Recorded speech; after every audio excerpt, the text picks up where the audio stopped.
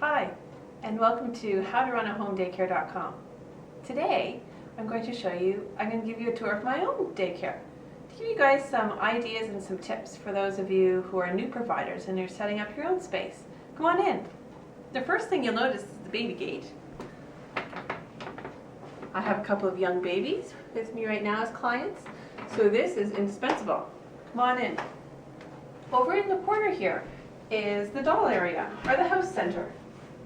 So when I first opened up my daycare, I spent a lot of time looking for child size tables and chairs and a kitchen unit.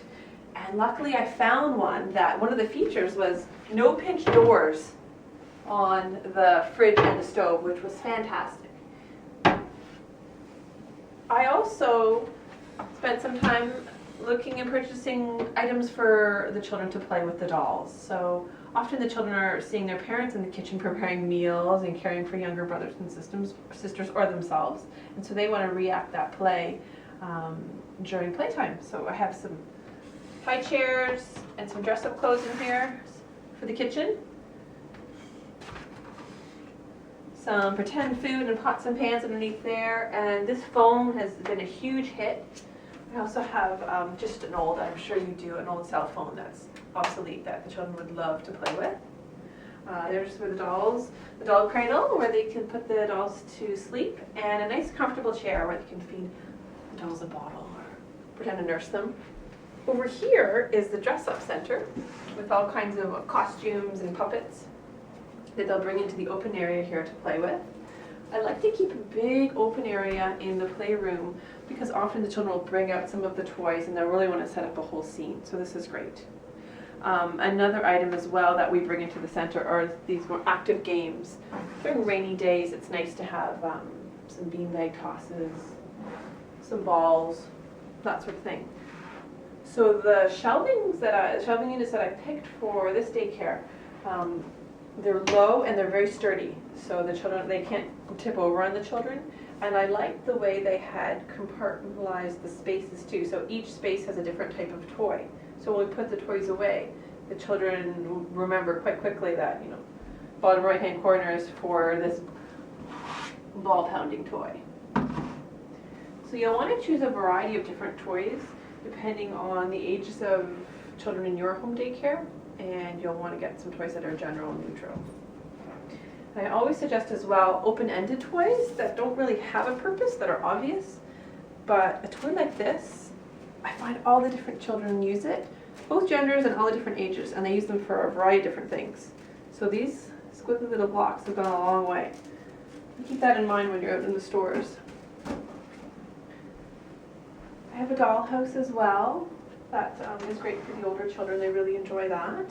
I'll let you get a chance to look at this shelving unit. So there's some toys, some puzzles, and more sit-down games for the older children, and then some other cars and trucks. And the young toddlers love pull toys. So I definitely suggest that as well if you have toddlers. And then over here we have our book center.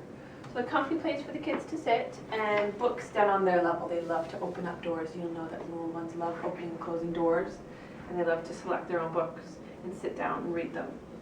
So it's nice to have a special little quiet spot.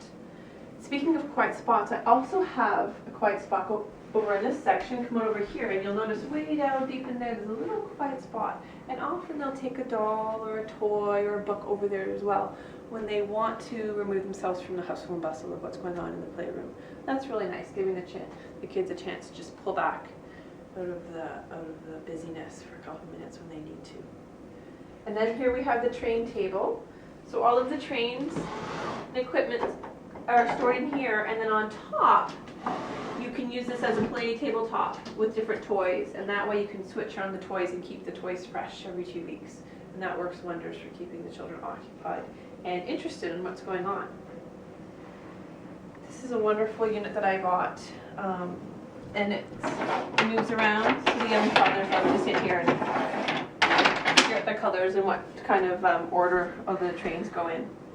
This is our theme table, so whatever we're talking about with the older children, whether it's a holiday or a season or we're doing music right now, I have all my theme activities over here, and lots of blankets for building forts.